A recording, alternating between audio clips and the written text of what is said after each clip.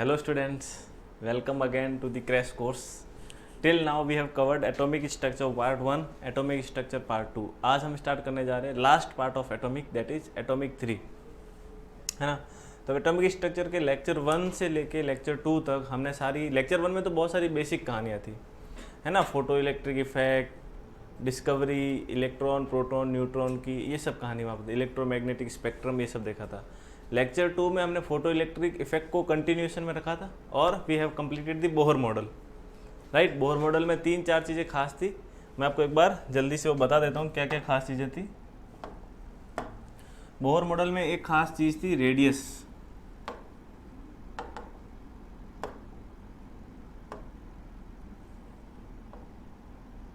ठीक है, radius.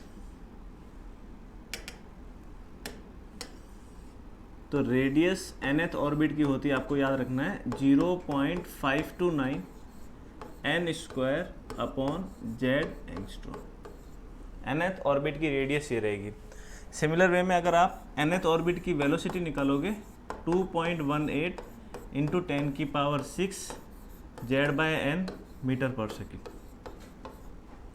Right. उसी प्रकार से nth ऑर्बिट की total energy -13.6 into Z square upon N square electron volt per atom, ठीक है। और एक हमने भी ये देखा था एनर्जी चेंज, तो क्या हो जाएगा 13.6 जेड स्क्वायर 1 अपॉन छोटा वाला का स्क्वायर माइनस 1 अपॉन बड़ा वाला का स्क्वायर, ये एनर्जी चेंज देखा था। तो ये कुछ रेडियस के, वेलोसिटी के, एनर्जी के और एनर्जी चेंज के इम्पोर्टेंट पार्ट है जिस पे आपको ध्यान देना है ना। इस पे क्वेश्चन बनते हैं।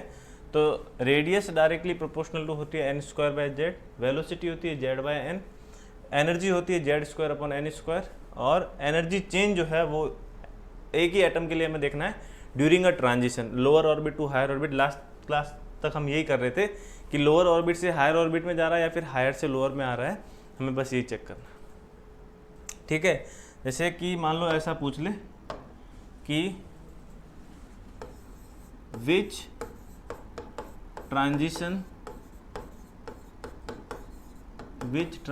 Has maximum energy change, which transition has maximum energy change, किस ट्रांजिशन में एनर्जी चेंज मैक्सिमम हुआ होगा। आपको ऐसा ट्रांजिशन दिया हुआ है 2 से 3, है ना, 1 से 4, 3 से 5, 1 से 2 क्वेश्चन आया ये, है ना, कि आपको ये बताना है कि किस ट्रांजिशन का एनर्जी चेंज मैक्सिमम है। अब ऐसे क्वेश्चन को जरा थोड़ा सा ध्यान से देखिए। एनर्जी लेवल डायग्राम अगर हम बनाएं तो कुछ ऐसा बनता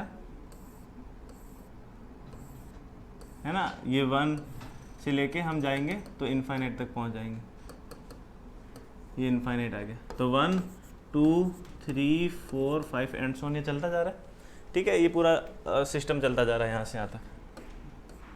अब आपको एनर्जी चेंज देखना है, तो एनर्जी चेंज मैक्सिमम लाना है तो आपको क्या करना होगा, n1 जो है मिनिमम रखना होगा।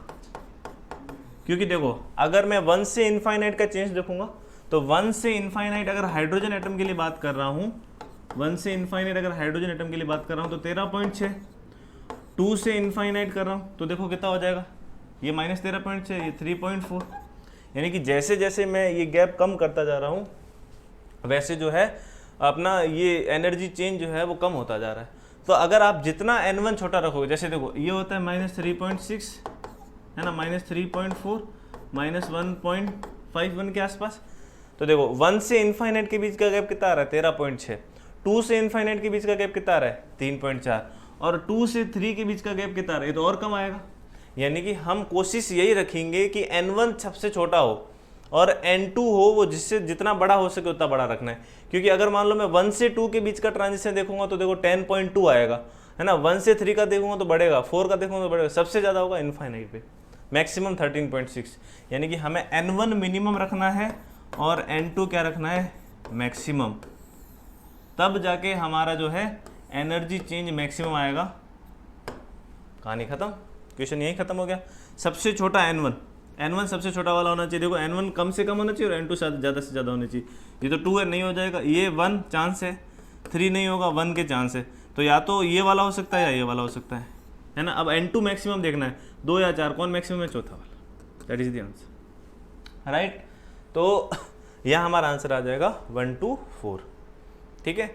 खैर अभी डेट्स जो है बढ़ चुकी है आपकी, आगे बढ़ चुकी है नीट की और मेंस की, तो आपके पास सफिशिएंट टाइम है चीज़ों को बहुत अच्छे से करने का। इस समय अगर किसी ने लापरवाही बरती तो यू विल हैव टू पे फॉर इट, है ना। This is the golden time. मैं तो ये बोल रहा हूँ कि ऐसा मौका बार बार कभी नहीं मिलेगा ये मौका। This is very very good opportunity for you कि आप जो है जिस पार्ट पे वीक थे या जो पार्ट में दिक्कत आ रही थी, बहुत अच्छे से ढंग से इज्जत से मेहनत करके इसमें झोंक दीजिए अपना 1-2 महीना, है ना। पूरा अभी ये जुलाई वाला महीना और अगस्त वाला महीना पूरा झोंक के इसको अच्छे से कर लीजिए। सबसे पहला एजेंडा आप प्रीवियस ईयर के क्वेश्चन पे रखिएगा ताकि वो आपसे हो जाए, है ना। इस टाइम में आपको लेजी नहीं होना है, और ऐसे नहीं कि अब तो बाद में होने वाला है बैठ जाते हैं आराम से, ऐसा नहीं।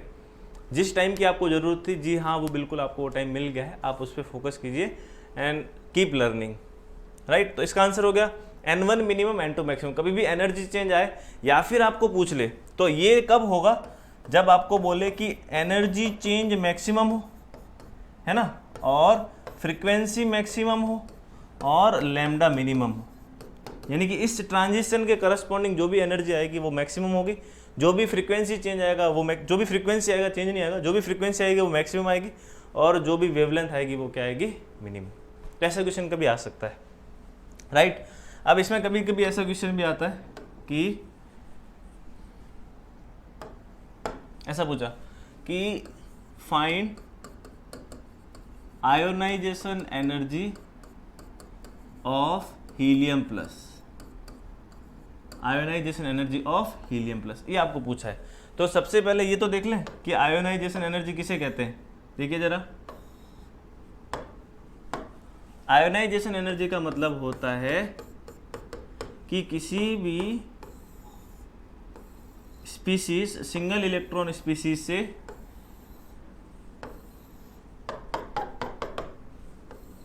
है ना, तो ये मान लो सिंगल इलेक्ट्रॉन स्पीसीज है, ये n बराबर 1, दिस इज n बराबर 2, n बराबर 3, n बराबर 4 एंड सो ऑन, n बराबर infinite. These are orbits, I have told you ये ऑर्बिट्स है। अब अगर इलेक्ट्रॉन को ग्राउंड स्टेट से इनफाइनाइट तक लेके जाना है तो इसको हम बोलते हैं आयोनाइजेशन एनर्जी, इसको हम बोलते हैं आयोनाइजेशन एनर्जी,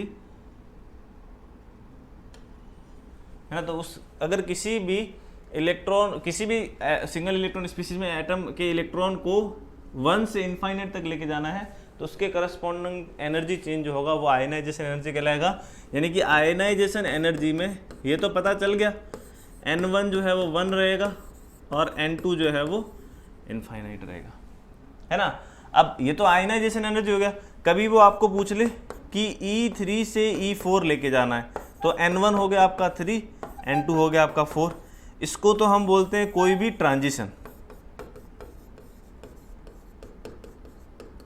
अगर ये ऐसा कभी दे रखा है तो इसका मतलब कोई ट्रांजिशन बोल रहा है, और अगर ट्रांजिशन ना बोल के कभी वो बोले आयनाइजेशन एनर्जी तो आयनाइजेशन एनर्जी ये हो गया। बात समझ में आ रहा है ना। तो आप ध्यान रखिएगा, आयनाइजेशन एनर्जी में कंफ्यूज मत होइएगा। जैसे कि क्वेश्चन दिया था कि find the ionization energy of helium plus, तो देखो हमें पता है कि एनर्जी चेंज क्या होता है, जरा बताओ। Energy change that is 13.6 Z², 1 upon छोटा वाला का स्क्वायर माइनस 1 अपॉन बड़ा वाला का स्क्वायर, ये याद रखिएगा। अब देखिए जो एनर्जी चेंज है हमें निकालना है वो आयनाइजेशन एनर्जी। तो अब यहाँ देखिए आयनाइजेशन एनर्जी के लिए हमें ये पता है कि N1 तो रहेगा 1, N2 तो रहेगा इनफाइनाइट, और हीलियम के लिए Z हो जाएगा 2। सारी वैल्यू पुट कर लेते हैं तो देखिए डेल्टा E बराबर हो जाएगा ionization energy of helium plus बराबर 13.6 Z², 1 अपॉन छोटा वाला का स्क्वायर, मतलब छोटा वाला कितना है 1, 1 upon 1 square minus 1 upon infinite square. Infinite square तो 0 हो जाएगी ये वाली टर्म, तो कितना बचेगा 13.6 × 4 electron, that is the answer. तो इनकेस कभी आपको आयनाइजेशन एनर्जी पूछे तो ये करना है। अब किसी भी, अब जरा देखो, अगर यहाँ हाइड्रोजन होता, जरा ध्यान से देखिए, तो हाइड्रोजन होता तो यहाँ पे क्या आता था 13.6, जेड के लिए 1 आ जाता। यानी कि किसी भी एटम की आयनाइजेशन एनर्जी आपको निकालनी है तो आप कैसे निकालोगे, देखिए जरा, आयोनाइजेशन एनर्जी ऑफ एटम, किसी भी एटम के लिए निकालनी है, एटम ऑफ सिंगल इलेक्ट्रॉन,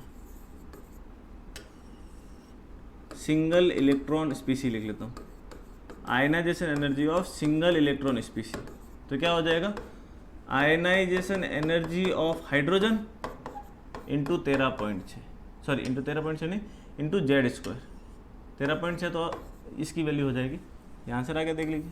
तो किसी भी एटम के लिए निकालना हो, और ये एटम कौन कौन से हो सकते हैं, सिंगल इलेक्ट्रॉन स्पीसीज, हाइड्रोजन खुद, ठीक है, हीलियम प्लस, लिथियम प्लस 2, है ना, बेरिलियम प्लस 3, बोरॉन प्लस 4, इन्हीं के लिए वैलिड है ये सारा सिस्टम, है ना। तो अगेन मैंने सारी चीज़ें आपको एक बार दोबारा बता दी, तो मेक श्योर कि ये चीज़ें आपको समझ में आ जाए, अच्छे से नोट डाउन कर लीजिए आप इसको, इस पार्ट को फटाफट से लिख लीजिए तेजी से, क्विकली, राइट। थोड़ा सा अपना जो है लेवल बढ़ा दीजिए चीज़ों का भी, और अपनी मेहनत का भी लेवल बढ़ा दीजिए।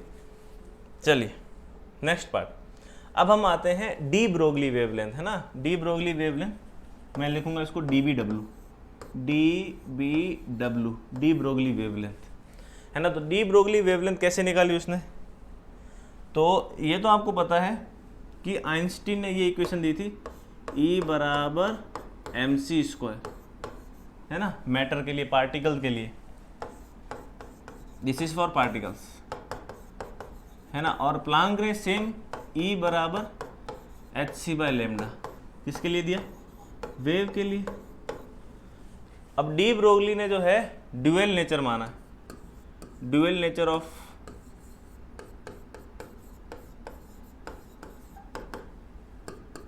पार्टिकल्स, है ना, कि मतलब मैटर का ड्यूअल नेचर होता है, पार्टिकल नेचर और वेव नेचर, है ना। तो उसने मैटर का ड्यूअल नेचर माना है।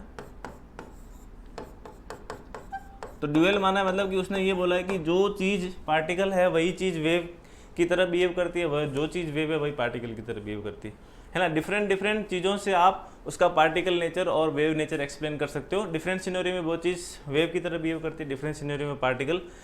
फाइनली उसने ये बोला कि दोनों नेचर उसमें, तो ड्यूअल नेचर आता है, particle nature as well as wave nature. तो उन्होंने दोनों की एनर्जी को बराबर किया, डी ब्रोगली ने, देखो दोनों की एनर्जी को बराबर किया। सो ही फाइंड आउट mc² बराबर hc/λ, है ना, एक सी से एक सी कट जाएगा।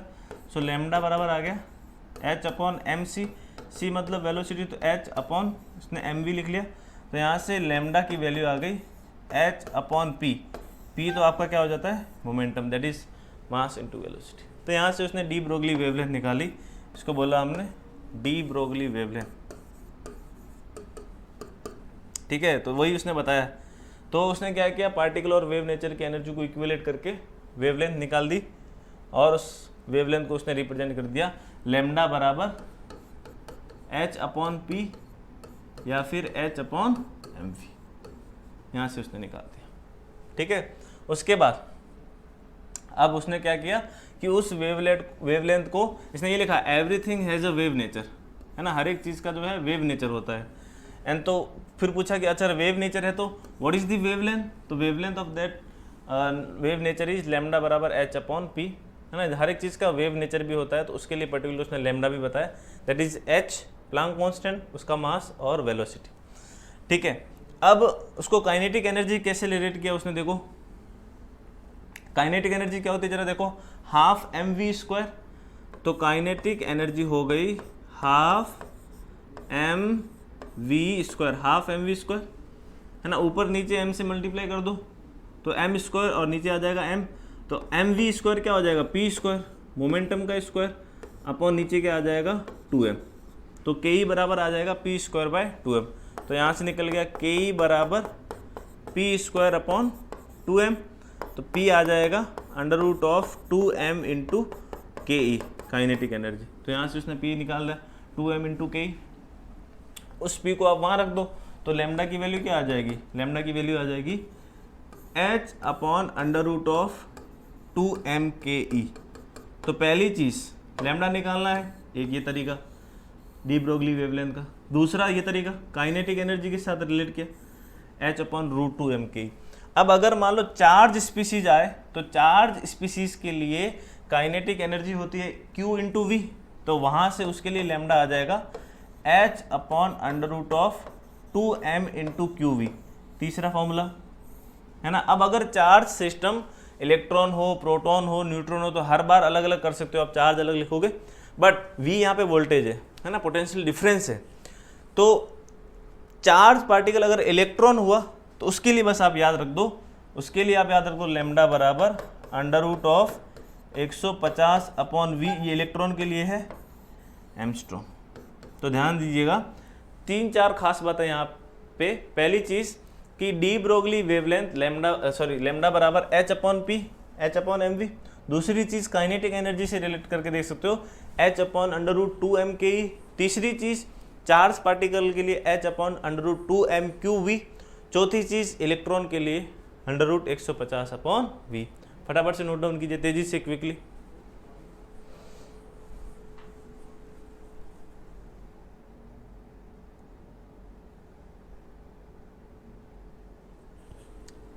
तेजी से नोट डाउन कीजिए।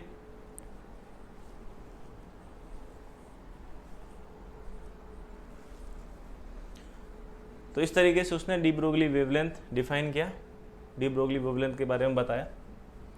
राइट, डन है।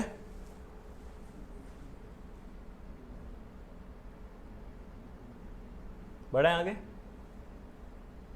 Can we move for next slide? बोलिए जरा। चलिए नेक्स्ट पार्ट। क्वेश्चन आया है calculate the ratio of de Broglie wavelength of alpha particle to proton when the accelerated through same potential difference from rest. आपको निकालना है wavelength of alpha particle upon wavelength of proton, इनका ratio निकालना है। Try कीजिए, just give it a try, alpha particle और proton के लिए। और पोटेंशियल डिफरेंस जो है इसने क्या बोला है, same from the rest, potential difference same है, सेम पोटेंशियल डिफरेंस। चलिए अभी मैंने बताया चार्ज पार्टिकल के लिए लैम्डा कैसे निकाला था, बताओ। लैम्डा बराबर h/√2m/qv है ना। तो h तो कांस्टेंट है, सेम रहेगा। पोटेंशियल डिफरेंस v भी क्या रहेगा, सेम रहेगा। 2 तो नंबर है, तो क्या आया, lambda is inversely proportional to √ऑफ mass into charge if potential is same, potential difference is same.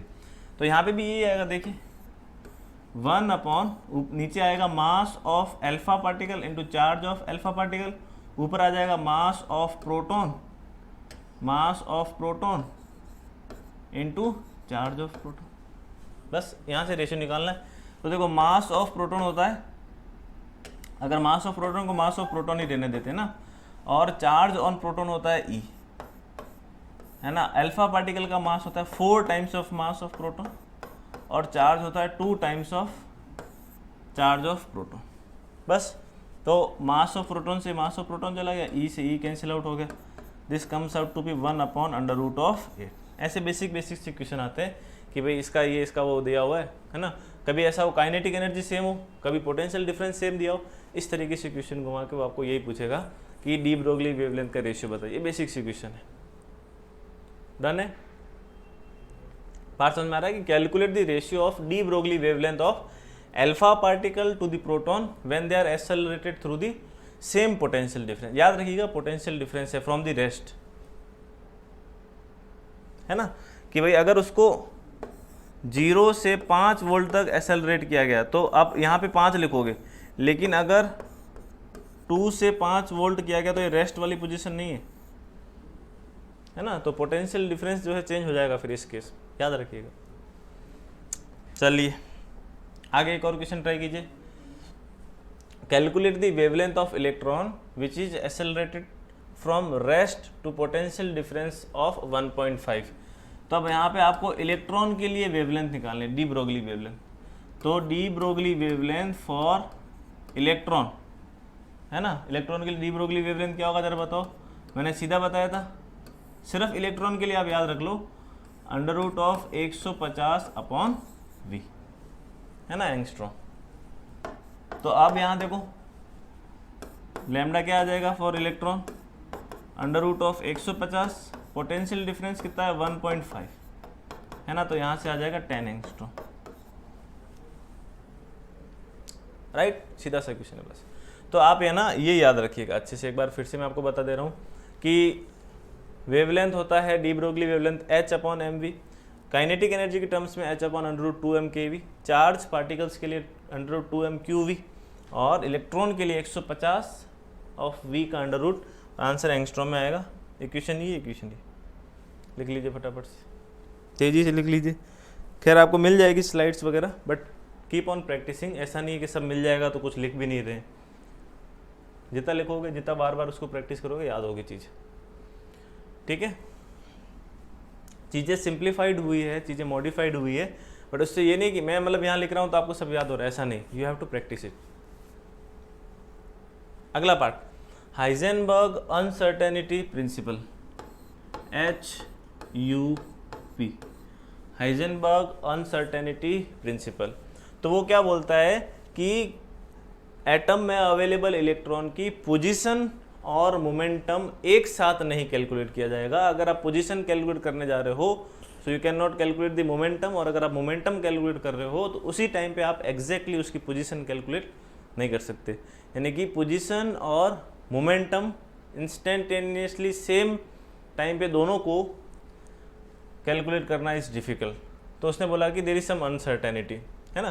तो उसने अपना ये एक प्रिंसिपल भी दिया, delta x uncertainty in position into delta P uncertainty in momentum is greater than h upon 4 पाई, है ना। डेल्टा एक्स यहाँ पे अनसर्टेनिटी इन पोजीशन है, delta P uncertainty in momentum है ना, ये लिखा हुआ है यहाँ पे, delta x uncertainty in position, delta P uncertainty of momentum, है ना। तो लिखा हुआ है कि position and momentum can not be measured accurately simultaneously, यानी कि साथ साथ नहीं कर सकते हो। अगर एक करोगे तो दूसरा नहीं हो पाएगा, दूसरा करोगे तो पहला वाला नहीं हो पाएगा। अब आपको पता है P तो mv के बराबर होता है, तो आप इसको ऐसे भी लिख सकते हो, delta x into delta of mv is greater than h upon 4 पाई। तो यहाँ आप लिख सकते हो delta x into delta V greater than h upon 4 पाई m। तो ध्यान रखिएगा, अगर नॉर्मली है तो यही है, लेकिन अगर वेलोसिटी के साथ होगा ना delta x into delta we, तो वो आ जाएगा h अपॉन 4 पाई, यहाँ m आएगा, है ना, यहाँ पे m आ जाएगा। लेकिन जब मोमेंटम लिख रहे होंगे तब m नहीं आएगा, अनसर्टेनिटी ऑफ मोमेंटम रखोगे तब n नहीं आएगा, ये ध्यान रखिएगा, वेरी इंपॉर्टेंट, राइट। तो यहाँ से ये दो चीज़ें जो है ये बहुत इंपॉर्टेंट है। इस पे बेसिक क्वेश्चन मैं आपको देता हूँ, ट्राई कीजिए। क्वेश्चन क्या है कि if uncertainty in the position and momentum is equal then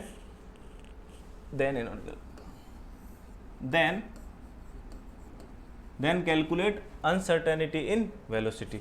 इसने बोला है कि पोजीशन वाली और मोमेंटम वाली जो है अनसर्टेनिटी क्या है, सेम है, तो आप वेलोसिटी में अनसर्टेनिटी पता कीजिए। तेजी से सॉल्व कीजिए इसको,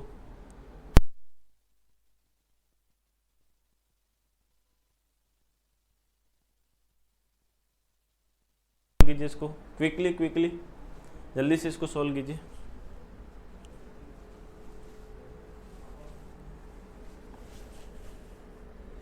तो ये अभी आपने लिखा था delta x into delta P, है ना, h अपॉन 4 पाई। अब इसने बोला है कि डेल्टा एक्स और डेल्टा पी सेम है, तो मैं डेल्टा एक्स को डेल्टा पी ले सकता हूँ, delta P into delta P बराबर h अपॉन 4 पाई। डेल्टा पी क्या होता है, m डेल्टा वी, 2 बार लिखा है तो इसका स्क्वायर बराबर h अपॉन 4 पाई। तो यहाँ से आ जाएगा m delta V under root of h upon 4 pi, और डेल्टा वी की वैल्यू आ जाएगी 1/m, यहाँ से 2 भी बाहर आ जाएगा, 1/2m under root of h upon pi. तो हमें क्या था कि पोजीशन और मोमेंटम मैं अनसर्टेनिटी इक्वल दे रखी थी, वैल्यू पुट करके वहाँ से वेलोसिटी में अनसर्टेनिटी निकाल दी, दैट इज 1/2m √h/, लिख लीजिए इसको जल्दी से। Are getting my point? चलिए आगे बढ़ते हैं। उसके बाद इम्पोर्टेंट सेक्शन आता है एटॉमिक स्ट्रक्चर की जान, दैट इज क्वांटम नंबर्स, है ना। That is quantum numbers are derived from Schrodinger model, है ना। श्रोडिंजर मॉडल में भी हम आएंगे।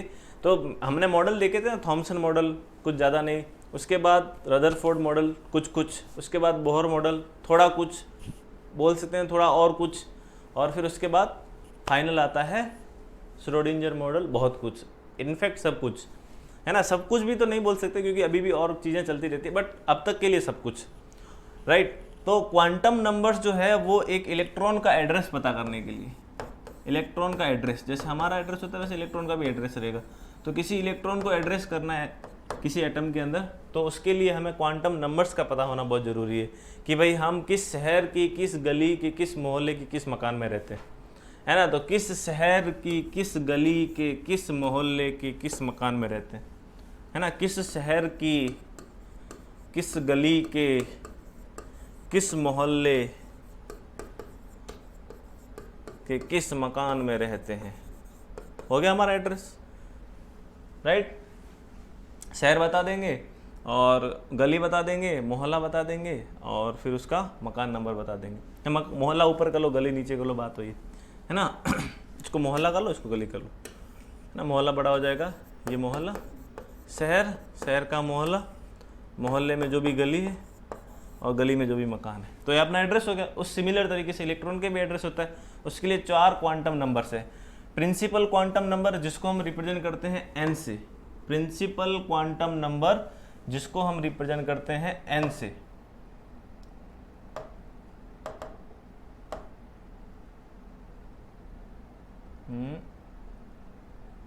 n, जिसको हम रिप्रेजेंट करते हैं n से, principal quantum number is expressed by n। ये क्या बताता है, साइज ऑफ द ऑर्बिट और energy level of the orbit, है। एक एक करके डिस्कस करेंगे। दूसरा आता है एजीमुथल क्वांटम नंबर और एंगुलर क्वांटम नंबर, इसका दूसरा नाम भी होता है एजीमुथल क्वांटम नंबर, शायद ग्रीन आपको दिखता नहीं है,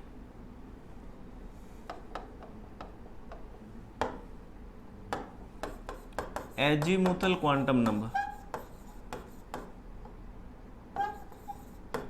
azimuthal quantum number, secondary quantum number या फिर एंगुलर क्वांटम नंबर, एक ही बात है। ये सब सेल के बारे में बता दे, ऊपर वाला सेल बताता है, नीचे वाला सब सेल बताता है ना। अब ये मैग्नेटिक क्वांटम नंबर जो है कभी m या फिर ml से भी रिप्रेजेंट करते हैं, m या ml, है ना। ये जो है ओरिएंटेशन के बारे में बताता है कि वो ऑर्बिटल का ओरिएंटेशन कैसा होगा और उसके अंदर घूम रहे इलेक्ट्रॉन का स्पिन कैसा होगा, ये कौन बताता है, क्वांटम नंबर्स स्पिन वाला। तो 4 हो गई, principal quantum number, azimuthal quantum number, magnetic quantum number, spin quantum number, shell, sub shell, orientation, spin, शहर, मोहल्ला, गली, मकान, n, l, m और s, एड्रेस ऑफ इलेक्ट्रॉन। एक एक करके हम डिस्कस करते हैं। प्रिंसिपल क्वांटम नंबर से स्टार्ट करते, पहले ये लिख लो, इस पार्ट को लिख लो। 4 क्वांटम नंबर्स होते हैं ना, p, a, m और s, प्रिंसिपल, एजीमुथल, मैग्नेटिक और स्पिन, है ना।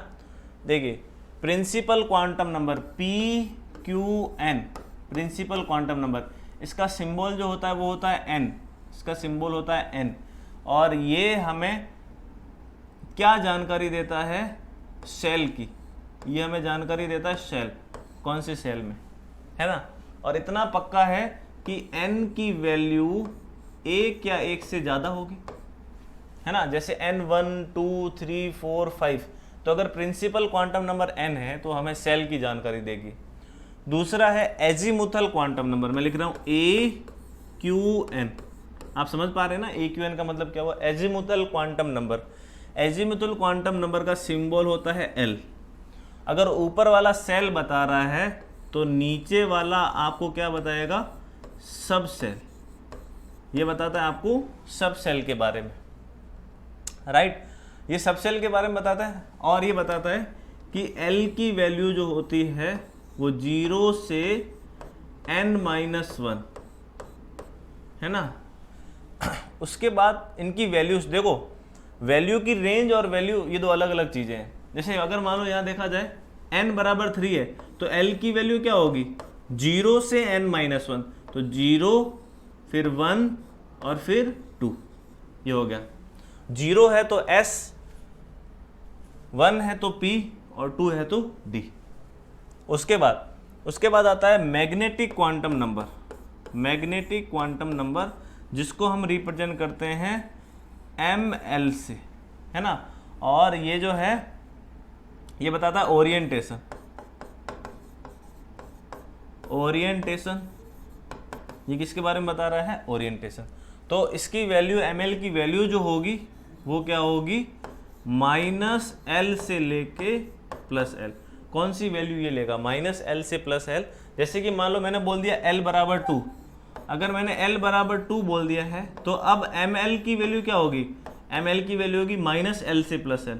-L मतलब -2 फिर -1 फिर 0 फिर 1 और फिर 2, ऐसे करके वैल्यूज बोलेगा, राइट। उसके बाद आता है spin angular momentum, sorry spin quantum number. Spin quantum number, spin quantum number को हम रिप्रेजेंट करते हैं ms से, है ना। और ये क्या बताता है, ये इलेक्ट्रॉन का स्पिन बताता है कि इलेक्ट्रॉन -½ क्लॉकवाइज या एंटी क्लॉकवाइज घूम रहा है, +½ -½ है ना, या तो -½ होगा या +½ तो ये स्पिन वाला तो उतना ज़्यादा इंपॉर्टेंट नहीं, ऊपर वाले ज़्यादा है, ध्यान दीजिएगा।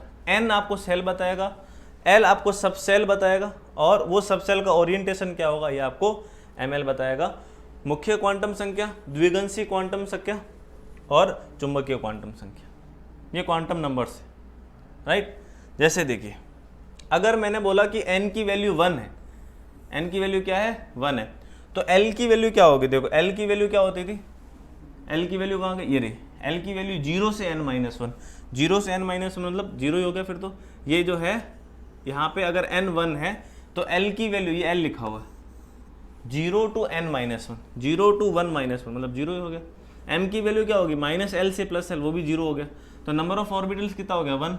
ऑर्बिटल का नाम क्या हो गया 1s, ऑर्बिटल का नाम हो गया 1s और उसमें कितने इलेक्ट्रॉन होंगे 2, राइट।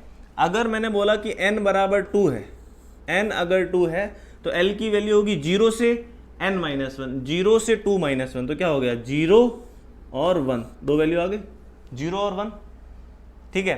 अब अगर मैं इसकी ml की वैल्यू पूछूं तो ml की वैल्यू क्या होगी, बोलिए ml की वैल्यू क्या होगी -L से +L, तो -L से +L का मतलब -1, राइट, फिर 0 और फिर +1, -1 0 और +1, है ना। तो अब यहाँ से देखिए, यहाँ से आप निकाल सकते हो कि टोटल यहाँ पे क्या होगा 0 भी होगा 1 भी होगा। तो 0 वाले के लिए जो है क्या हो गया 2s और ये -1 0 और 1 के लिए हो गया 2p, ठीक है। तो 2s में 2 इलेक्ट्रॉन आएंगे और 2p में 6 इलेक्ट्रॉन आएंगे। बात समझ में आ रही है। चलिए अगर n3 हुआ तो L की वैल्यू 0 से n-1, तो 0 1 और n-1 2।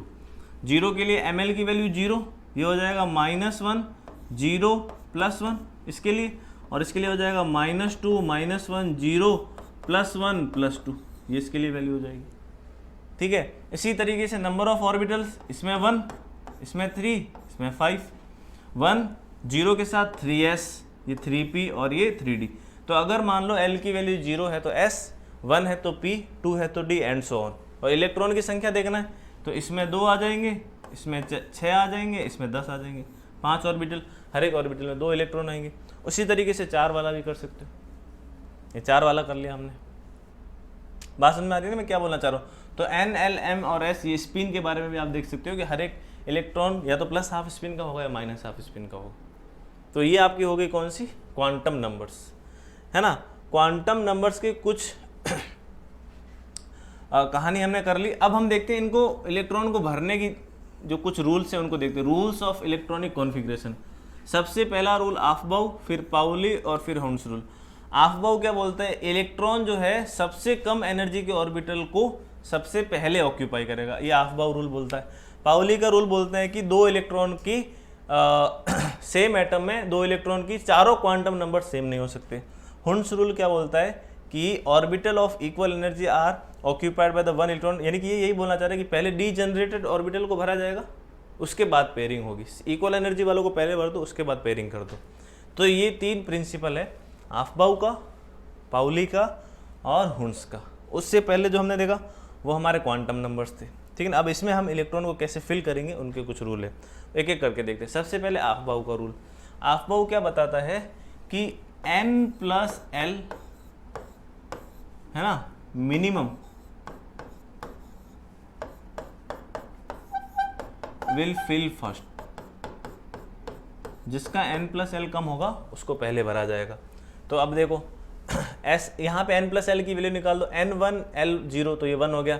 हर एक का n+l निकालोगे तो ये कुछ ऐसा आएगा, पहले 1s का नंबर आएगा, फिर 2s का, फिर 2p का, फिर 3s का, 3p का, 4s का, 3d, मतलब हर एक के लिए n+l की वैल्यू निकालनी है। तो अल्टीमेटली उसने बोला यही था, क्या बोला था उसने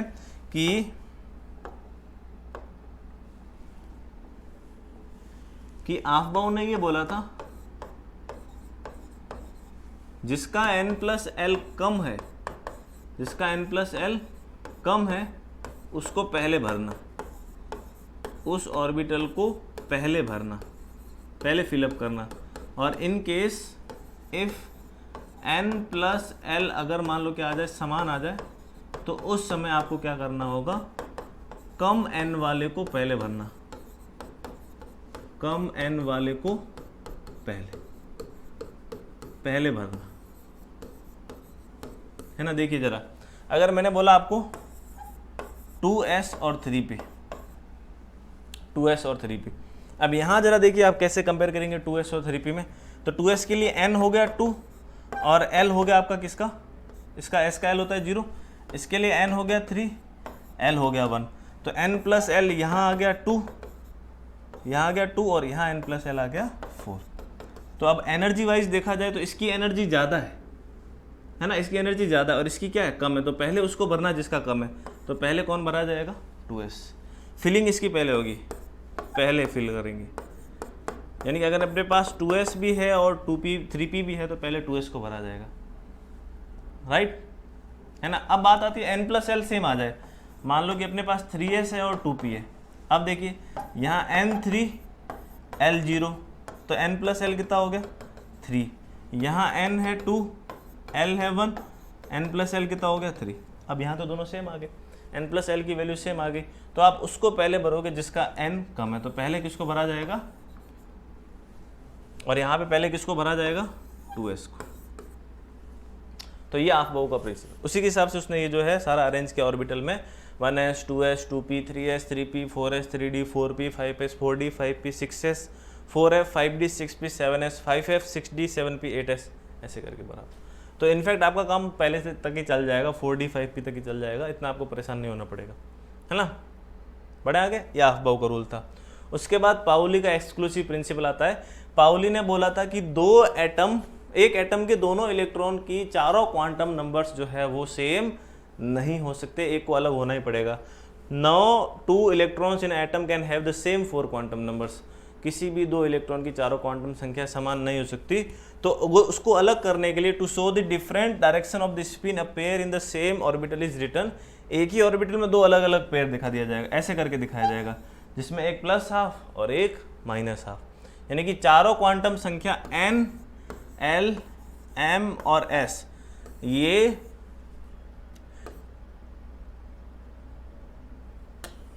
not same for 2 electrons, 2 electron के लिए चारों क्वांटम नंबर सेम नहीं हो सकते, एक को अलग होना पड़ेगा, वो है स्पिन, है ना। ये पाउलीज एक्सक्लूसिव प्रिंसिपल। उसके बाद आता है Hund's rule of maximum multiplicity. तो Hund's rule of maximum multiplicity क्या बताता है कि the electron start pairing only when the degenerated orbital. अब डीजनरेटेड ऑर्बिटल क्या होता है, वे ऑर्बिटल जिनकी एनर्जी क्या होती है, सेम एनर्जी ऑर्बिटल्स, ऐसे ऑर्बिटल्स जिनकी एनर्जी क्या होती है, same, of a subshell are singly occupied with the parallel spin. कहने का मतलब ये हुआ कि अगर नाइट्रोजन का इलेक्ट्रॉनिक कॉन्फ़िगरेशन है 1s2 2s2 है ना, और 2p3, अगर ऐसा है p में 3 है 2p3 है, तो एक तरीका तो ये होगा ना 1 2 3, और एक तरीका ये होगा 1s2 2s2 और यहाँ आ जाएगा 2p3, है ना। अब ये हुंस ने बोला था कि जब तक सारी इक्वल एनर्जी वाले ऑर्बिटल ना भर दिए जाए तब तक आप पेयरिंग नहीं करना। दैट मीन्स कि the above one is incorrect, ऊपर वाला जो है वो गलत है क्योंकि उसने पेयरिंग पहले ही कर ली, पेयरिंग नहीं करनी। नीचे वाला करेक्ट है क्योंकि उसने पेयरिंग नहीं की। तो अफबाउ n+l बताता है, पाउली बोलता है कि चारों क्वांटम नंबर्स 2 इलेक्ट्रॉन की सेम नहीं हो सकती, और हुंस का नियम ये बताता है, हुंस नियम ये बताता है कि पेयरिंग तब तक नहीं होगी जब तक इक्वल एनर्जी के ऑर्बिटल्स की फिलिंग ना हो गई हो। लिख लीजिए फटाफट से, तेजी से, क्विकली।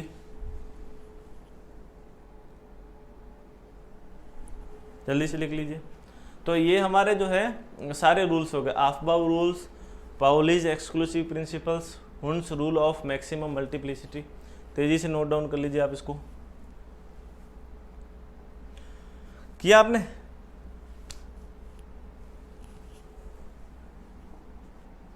चलिए आप बताइए कि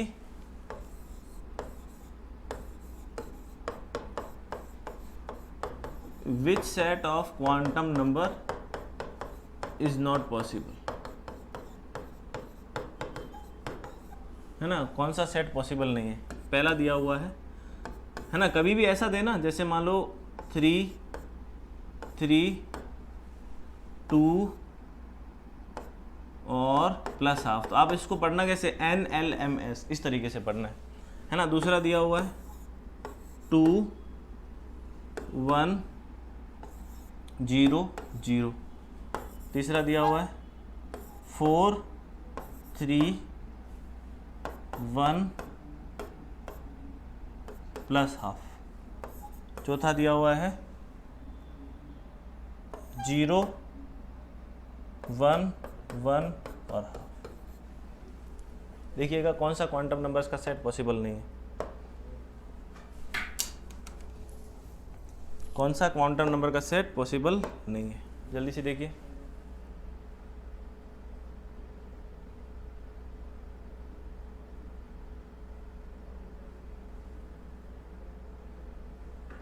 पहला वाला देखिए, NLMS, S तो ठीक लग रहा है, M की वैल्यू -L से +L होती है, ये भी ठीक लग रहा है, लेकिन ये गलत लग रहा है क्योंकि L जो है 0 to n-1 होता है, 0 to n-1, तो L की वैल्यू होगी क्या, 0 1 और 2, 3 नहीं हो सकती, तो ये वाला गलत हो गया, ये पॉसिबल नहीं है ना। यहाँ जरा देखिए 2 1 0, यहाँ तो सीधा ही दिख रहा है कि स्पिन जो है 0 नहीं हो सकती, बाकी सब तो ठीक है। यहाँ स्पिन 0 नहीं हो सकती, स्पिन जो है वो +½ या फिर -½ हो सकती है, तो ये वाला भी गलत हो गया। ये वाला देखिए NLMS सब पॉसिबल लग रहा है, ये सही दिख रहा है पैटर्न। इधर देखिए N0 तो हो ही नहीं सकता, ये वाला भी गलत लग रहा है। तो हमारे पास कौन सा क्वांटम नंबर का सेट पॉसिबल नहीं है, जरा देखिए, पहला, दूसरा और चौथा, ये क्वांटम नंबर का सेट पॉसिबल नहीं है। हमें ध्यान रखना है कि NLMS की कौन कौन सी वैल्यूज़ यहाँ पे पुट की जा सकती है, जैसे कि मैंने आपको यहाँ NLMS के बारे में बताया था, ये है ना, कि L की वैल्यू जो है वो 0 और 1, देखो N2 है तो L 0 और 1 नहीं हो सकता है, N3 है तो L 0 1 2 उससे कम ही रहेगा, राइट। तो ये यहाँ अपना क्वेश्चन था यहाँ पे, ठीक है। आगे की कहानी देखिए, एक छोटा सा नोट मैं आपको बता देता हूँ, रेडियल नोड और स्पेरिकल नोड, रेडियल नोड और एंगुलर नोड के बारे में बता देता हूँ। नोड वो जगह होती है जहाँ इलेक्ट्रॉन की पाए जाने की प्रोबेबिलिटी इज टेंड्स टू 0, वो होता है नोड। व्हेन इलेक्ट्रॉन पाए जाने की प्रोबेबिलिटी इज मैक्सिमम, उसको बोलते हैं ऑर्बिटल। ये फर्क ध्यान रखिएगा, इलेक्ट्रॉन पाए जाने की प्रोबेबिलिटी 0 की तरफ जा रही है, इसका मतलब वो क्या है, नोड। एंड इलेक्ट्रॉन पाए जाने की प्रोबेबिलिटी अगर मैक्सिमम की तरफ शिफ्ट करिए, मतलब वो ऑर्बिटल के बारे में बात कर रहा है, ठीक है। The nodes are the region of space where psi बराबर साई, ये साई जो है ये वेव फंक्शन है, साई 0 का मतलब इलेक्ट्रॉन वहाँ नहीं है, साई का मतलब इलेक्ट्रॉन को एक वेव की फॉर्म में रिप्रेजेंट करने का तरीका है जो श्रोडिंगर ने बताया था। तो अब ध्यान रखिएगा, total number of node, angular node और स्पेरिकल नोड। तो रेडियल नोड या स्पेरिकल नोड होते हैं n minus L minus one, angular node होता है l और टोटल नोड होता है n माइनस वन। जैसे कि मैं आपको यहाँ लिख के दे देता हूँ कि अगर नोड देखा जाए, नोड तो होते हैं रेडियल नोड, इसको हम बोलते हैं RN से, और दूसरा होता है एंगुलर नोड जिसको हम रिप्रेजेंट करते हैं AN से। तो इसका नंबर होता है, रेडियल नोड होता है n minus L minus one और एंगुलर नोड होता है n, टोटल नोड हो गया n minus one, n minus. ठीक है, जैसे एग्जाम्पल भी दिया हुआ है, मान लो कि आप ले लो 4s ऑर्बिटल, है ना। तो 4s के लिए देखो, 4s के लिए रेडियल नोड क्या होगा, रेडियल नोड होगा n माइनस, इसका l होता है 0 माइनस वन, रेडियल नोड आगे 3। एंगुलर नोड कितने आएंगे, एंगुलर नोड बराबर होता है l, इसका l होता है 0, एंगुलर नोड 0, और टोटल नोड कितने आ गए 3। सिमिलर वे में एक और एग्जांपल भी दिया हुआ है 5D का, देख लो 5D में क्या करोगे, रेडियल नोड n माइनस, अगर देखा जाए l की वैल्यू देखा जाए, l की वैल्यू 0 होती है s के लिए, 1 होती है p के लिए, 2 होती है d के लिए, 3 होती है f के लिए। तो d के लिए l की वैल्यू कितनी हो जाएगी 2, n minus L minus one कितना आ जाएगा 2, 5 माइनस 3 यहाँ आ जाएगा 2। एंगुलर नोड आ जाएगा l कितना हो गया इसका 2, टोटल नोड कितने आ गए 4। इस तरीके से आप किसी में भी रेडियल नोड और एंगुलर नोड निकाल सकते हो। Radial node n minus L minus one, angular node is l, है ना। तो एक छोटा सा नोट हो गया अपने नोड्स के बारे में, नोड फॉर द नोड्स, है ना। तो नोड वो जगह होती है जहाँ इलेक्ट्रॉन पाए जाने की probability tending to 0, if the maximum then that is the orbital, and there are two types of node, radial node and angular node. Radial node के लिए n minus L minus one, and angular node के लिए हमारे पास l, है ना। कुछ अगर आपको विजिबल नहीं हो रहा है तो नीड नॉट टू वरी, मैंने सारी चीज़ें बोल दी है, लिख भी दिए दोबारा से। ठीक है, ये हो गया नोड के बारे में। अगला सेक्शन, ये जो नोड्स और ये जो क्वांटम नंबर्स हमारे पास आ रहे हैं उनके लिए एक मॉडल, लास्ट मॉडल जो हम देख रहे हैं क्वांटम मैकेनिक्स, है ना। वेव मॉडल बोल सकते हो आप, मैकेनिकल मॉडल बोल सकते हो। उसने बोला है कि the probability of finding an electron within a volume of space surrounding the nucleus can be represented as a fuzzy cloud. मतलब कि वो ये बोलना चाह रहा है कि इलेक्ट्रॉन जो है वो एक जगह पे आप नहीं बोल सकते कि इलेक्ट्रॉन यहाँ है। इलेक्ट्रॉन इज लाइक मधुमक्खी का छत्ता, मधुमक्खी का छत्ता होता है ना, कभी मधुमक्खी छत्ते के पास होती है, कभी दूर होती है, कभी थोड़ा और दूर होती है। तो उस छत्ते को हम डिफाइन कर रहे हैं, तो हम ये बोल सकते हैं कि मधुमक्खी के छत्ते के आसपास होने की प्रोबेबिलिटी ज़्यादा है और छत्ते के दूर होने की प्रोबेबिलिटी, मधुमक्खी के छत्ते से दूर होने की प्रोबेबिलिटी क्या है, कम। द सिमिलर वे इलेक्ट्रॉन के न्यूक्लियस के आसपास होने की प्रोबेबिलिटी ज़्यादा है और उससे थोड़ा सा दूर जाओगे तो फाइंडिंग प्रोबेबिलिटी क्या हो जाएगी, कम। तो एक रीजन डिफाइन करते हैं जिसको हम बोलते हैं ऑर्बिटल, है ना, राइट। तो इसको ने श्रोडिंगर ने अपनी एक इक्वेशन के थ्रू बताया था, है ना। और इस इक्वेशन से उसने जो रूट निकाले थे, उसने ये बताया था कि भाई लगभग जो है जहाँ पे 90% प्रोबेबिलिटी ऑफ फाइंडिंग इलेक्ट्रॉन होती है, वो हम उसको, उस रीजन को हम एक्सप्रेस करते हैं। उसके लिए कुछ कर्विकल डायग्राम भी बनाए थे और फिर वहाँ से उसने रूट निकाले थे जिससे आया था S, P, D और F। जो ऑर्बिटल्स वगैरह सब आए ना, ये श्रोडिंगर के मॉडल से आए, सारा श्रोडिंगर का मॉडल है, वहाँ से ये सब वहाँ से निकाले गए, राइट। तो S ऑर्बिटल, फिर उसके बाद P ऑर्बिटल, फिर उसके बाद D ऑर्बिटल। तो ये ऑर्बिटल उसने वहाँ से निकाले थे। अब S, P, D में देखिए, ये ऑर्बिटल जो है आपका स्पेरिकल है, ये ऑर्बिटल जो है आपका स्पेरिकल है। हर एक डायरेक्शन में आपको इलेक्ट्रॉन पाए जाने की प्रोबेबिलिटी मिलेगी। देखिए हर एक डायरेक्शन में you will find the electrons, right. This is the electron finding probability.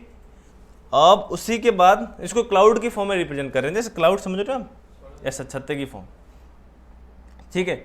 उसके बाद मतलब इलेक्ट्रॉन हर जगह मूव कर रहा है, कभी इधर कभी उधर, ऐसे रैंडम मूव कर रहा है इसके चारों तरफ। उसके बाद पी ऑर्बिटल, तो पी ऑर्बिटल में क्या है, इलेक्ट्रॉन पी एक्स अगर बोल दिया तो एक्स एक्सिस में होगा, पी वाई बोल दिया तो वाई एक्सिस में होगा, पी जेड बोल दिया तो, जैसे एक्स बोला तो देखो एक्स एक्सिस में इलेक्ट्रॉन है, ये वाई एक्सिस में, ये जेड एक्सिस में। अब मैं बोलूँ कि इलेक्ट्रॉन कहाँ नहीं है, जैसे पी एक्स बोल दिया तो पी एक्स में देखो, अगर मैं पी वाई वाला प्लेन देखूंगा तो ये वाला प्लेन होगा, इस प्लेन में इलेक्ट्रॉन नहीं है, ये प्लेन जो है इस प्लेन में इलेक्ट्रॉन नहीं है। तो वाई जेड प्लेन में इलेक्ट्रॉन नहीं है, वाई जेड प्लेन में कोई इलेक्ट्रॉन नहीं है। और एक्स जेड प्लेन देखिए जरा, एक्स जेड प्लेन कौन सा वाला होगा, ये वाला होगा। तो एक्स जेड प्लेन में इलेक्ट्रॉन पड़े हुए हैं, इसको आप ऐसे समझिए, है ना, ऐसे समझ में आ जाएगा। ये एक्स, ये वाई, तो देखिए यहाँ आपको इलेक्ट्रॉन दिख रहे हैं, ये दिखा इलेक्ट्रॉन, और यहाँ पे आप देखिए यहाँ पे भी इलेक्ट्रॉन दिख रहे हैं, ये लोब्स है, इनको हम बोलते हैं लोब्स, ऑर्बिटल की लोब्स बोल रहे हैं। लेकिन अगर मान लो मैं इस डायरेक्शन की बात करूँ वाई जेड, है ना, वाई जेड में कोई इलेक्ट्रॉन नहीं, लेकिन अगर मैं एक्स जेड लूंगा तो इलेक्ट्रॉन होंगे, एक्स वाई लूंगा तो भी इलेक्ट्रॉन होंगे, लेकिन वाई जेड में कोई इलेक्ट्रॉन नहीं है, तो इसको हम बोलते हैं नोडल प्लेन। तो नोडल प्लेन अभी बताया था, नोड मैंने बताया था ना, जहाँ इलेक्ट्रॉन पाए जाने की, तो ये प्लेन की फॉर्म में आ गया, तो ये नोडल प्लेन हो गया। सिमिलर वे में आप यहाँ देखोगे तो वाई हट गया तो बचेगा एक्स जेड नोडल प्लेन, और इसका हो जाएगा X Y nodal plane, right. तो ये इनके नोडल प्लेन्स हो गए। These are the lobes of the orbitals, you can understand this in this way, right. And Z axis is the outside of the plane, यहाँ से आ रहा है, and if you cut this Y Z plane, कोई यहाँ पे electron आपको मिलेगा नहीं, ठीक है। सिमिलर वे में आप सारे नोट्स यहाँ पे भी देख सकते हो, ये डी वाई जेड है, ये डी एक्स वाई है, डी एक्स जेड है, X square minus Y square, और डी जेड स्क्वायर है। डी जेड स्क्वायर में एक यहाँ पे जो है थोड़ी सी रिंग भी होती है ना, इसके ऑर्बिटल के चारों तरफ, एक्सिस के चारों तरफ ऐसे रिंग फॉर्म में भी होता है, तो ये डी ऑर्बिटल हो गए। एफ ऑर्बिटल जो है वो बहुत डिफ्यूज होते हैं और वो अपने सिलेबस में है भी नहीं, तो बस पी और डी ऑर्बिटल्स जो है ये अपने सिलेबस में, राइट। तो this is how we have completed the atomic structure. मैंने आपको लेक्चर 1 लेक्चर 2 करवा दिया था लाइव, लेक्चर 3 की वीडियो आपको मिल जाएगी। Revise the question, revise the notes, previous years की क्वेश्चन आप सॉल्व कीजिएगा, और we will continue in the next class. और अच्छे से पढ़ाई कीजिएगा, अगर डेट आगे बढ़ गई है तो आपको लेजी नहीं होना है, you have to work harder. आप उस टाइम को यूटिलाइज कीजिए और इसी साल सेलेक्ट होकर दिखाइए, अच्छे से मेहनत कर लीजिए आप इस पर, ठीक है। चलिए मिलते हैं आपको नेक्स्ट क्लास में।